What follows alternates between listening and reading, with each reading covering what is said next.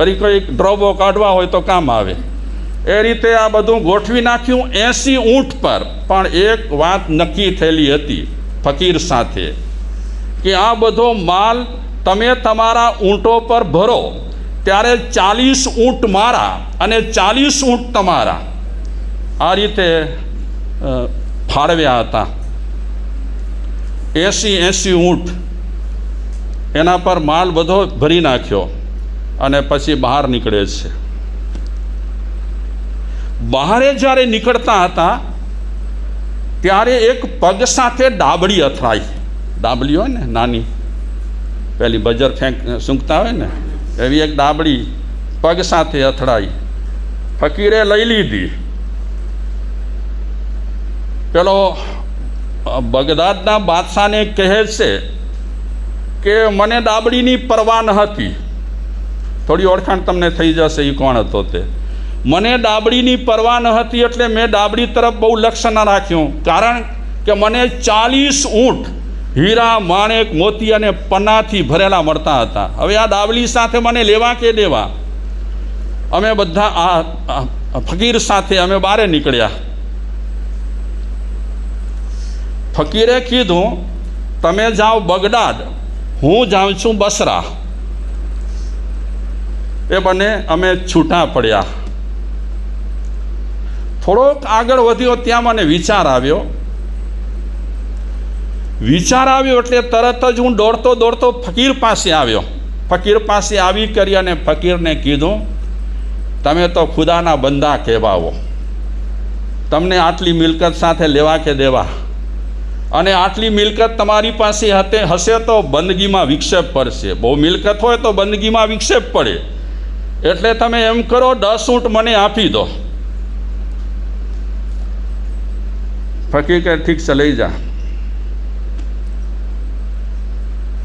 10 ઊંટ લઈ લીધા એટલે એના થયા 50, આમના થયા 30. લઈ જાય છે આગળ. ફરી વિચાર આવ્યા, ફરી પાછો વળ્યો.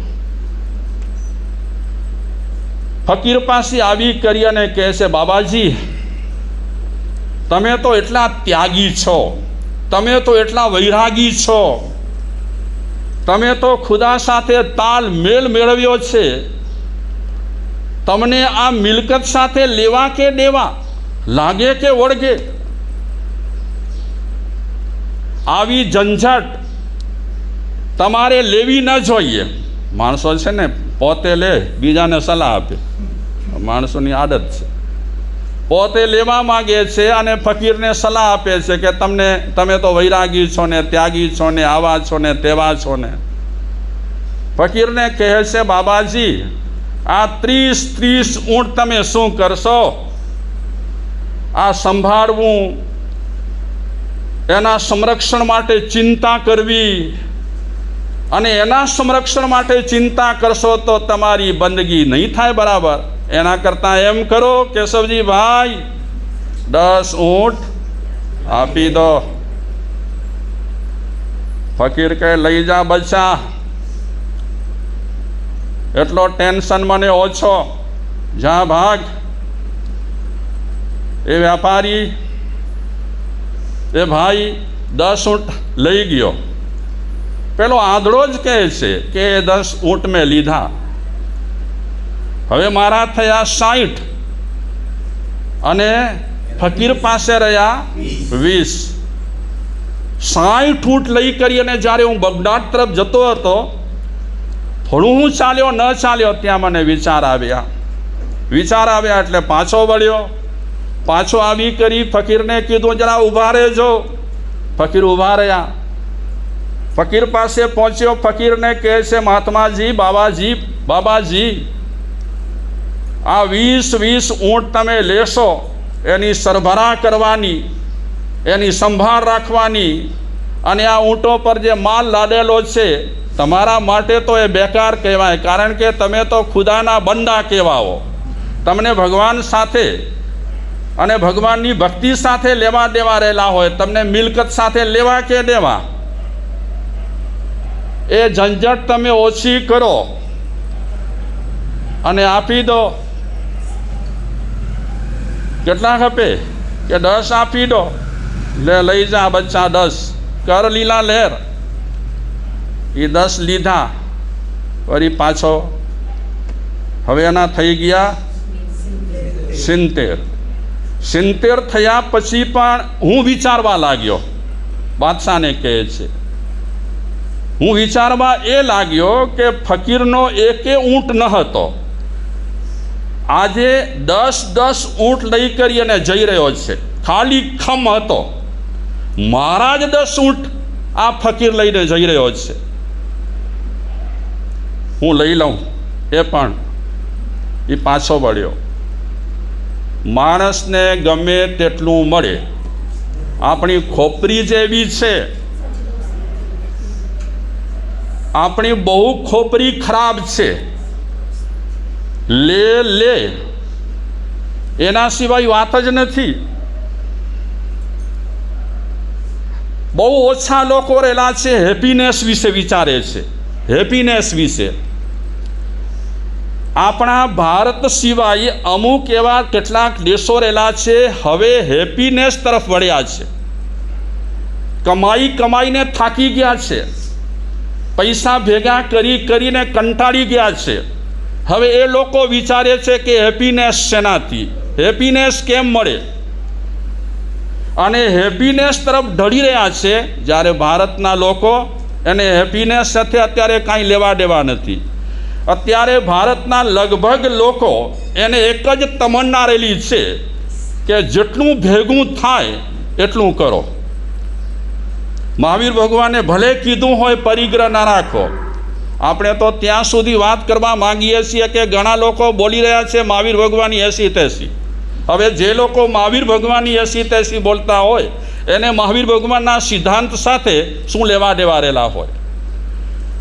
માનસિક અશાંતિના જે માણસો ભોગ બન્યા છે એમાં મોટામાં મોટો જો દોષ રહેલો હોય, ભૂલ રહેલી હોય, માણસની જ છે.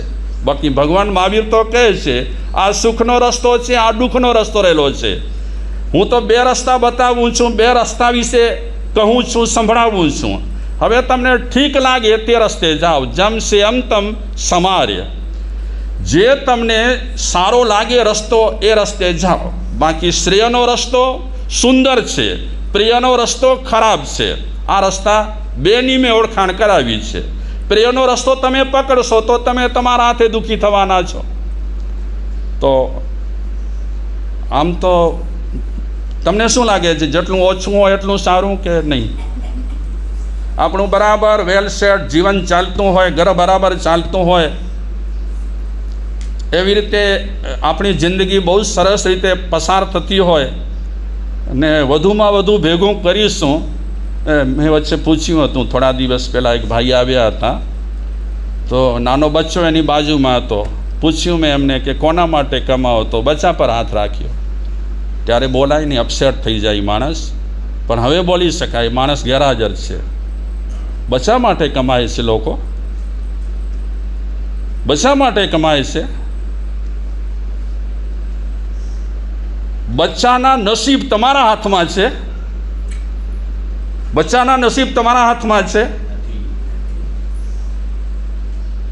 માની લો કે તમે તમારા બચ્ચા માટે કમાયા હશો અને એ તમારો બચ્ચો મોટો થયા પછી આઉટલાઇનમાં ચાલ્યો જશે, તો તમે એમના માટે જે ભેગું કરેલું હશે એ ભોગવશે. અને ભોગવશે તો કેવી રીતે ભોગવશે? માણસ બિચારો વિચારે છે. વચ્ચે જે મજાની એક કથા કહેતા હતા મારા વ્યાખ્યાનમાં કે આજે ઘણા માણસો એવા રહેલા છે અને એમને તલબ એવી લાગેલી છે કે 6 પેઢીનું ભેગું કરી નાખ્યું છે, 7મી પેઢી માટે રડે છે. પહેલી પેઢીના ઠેકાણા નથી અને 7મી પેઢી માટે રડે છે. તો આપણે વાત કરીએ આ ભાઈની. પાછો ગયો ફકીર પાસે. માણસની જાત એટલે નસડામાં નસડી જાત. આમાં હું પણ આવી જાઉં, તમે એમના માનતા કે હું કહું છું એટલે હું નહીં. આપણે બધા નસડા.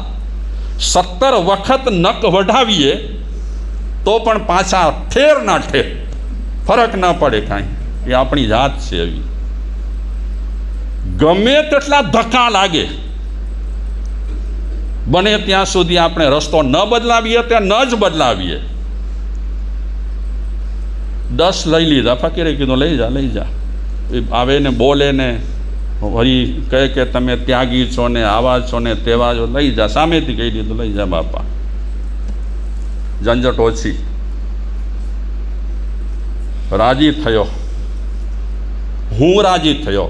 બાદશાહને કહે છે મારા 80 ઊંટ મને મળ્યા, મિલકત પણ મને મળી, પણ હજી મારા મગજમાં પેલી ડાબડી હતી.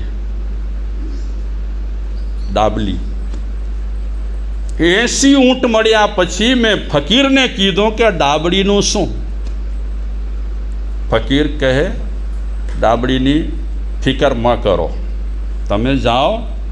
80 ઊંટ પર જે મિલકત છે ને કાફી છે તમારી લાઈફ માટે. ઉડાવો, તમે જલસા કરો, જાઓ. હવે ડાબડી સાથે તમને લેવા કે દેવા નહીં. ઘણું મળ્યું હોય ને તો પણ આપણો જીવ એવો છે ને એમાં પડ્યો રહે.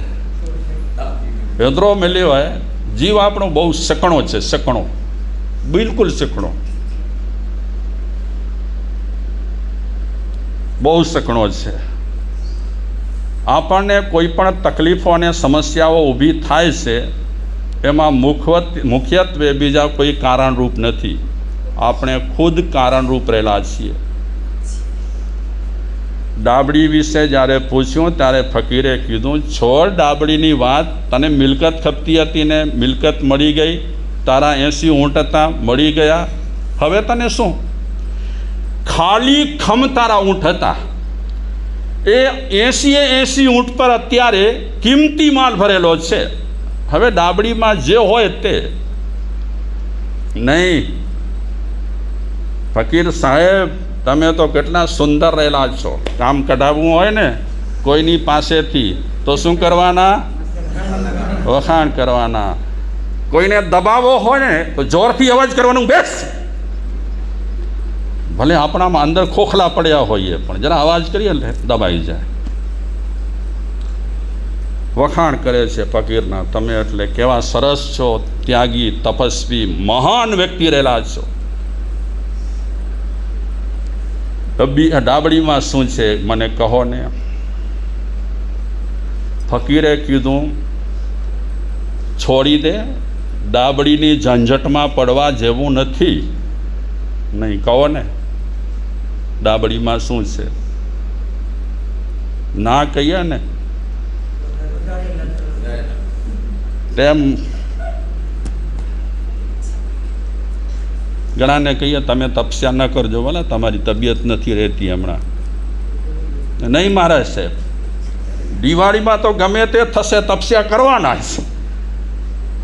એટલે ઘણા લોકો પાસેથી કામ કઢાવવું હોય તો ઊંધા બોલવું પડે, ત્યારે સીધું કામ થાય. આમ સીધો ચમચાથી ઘી ન નીકળે ને, તો ઘણા લોકો કંઈ આંગળી ટેઢી કરીને ઘી કાઢવાનું. બહુ વળગ્યો. ફકીરને કહે તમે શું આમ કરો છો? તમે તો કેટલા સરસ છો, જ્ઞાની પુરુષ છો, તેજસ્વી કેટલા જ રહેલા છો, તમારી સાધના તો બહુ જબરદસ્ત રહેલી છે, બતાવો ને ડાબડીમાં શું છે? ફકીર વિચારે છે આ માણસ છે ને છોડશે નહીં. ફકીરે મને કીધું કે આ ડાબડીમાં અંજન છે. કચ્છી મેં કરચું પા આંજણ, આંજણ હે, અંજન છે આ ડાબડીમાં. તો ફકીર સાહેબ તમે કહો ને એ અંજન સાદો છે કે આમ કામનો છે? ફકીર કે સાદો તો નથી, મને ખ્યાલ છે તે પ્રમાણે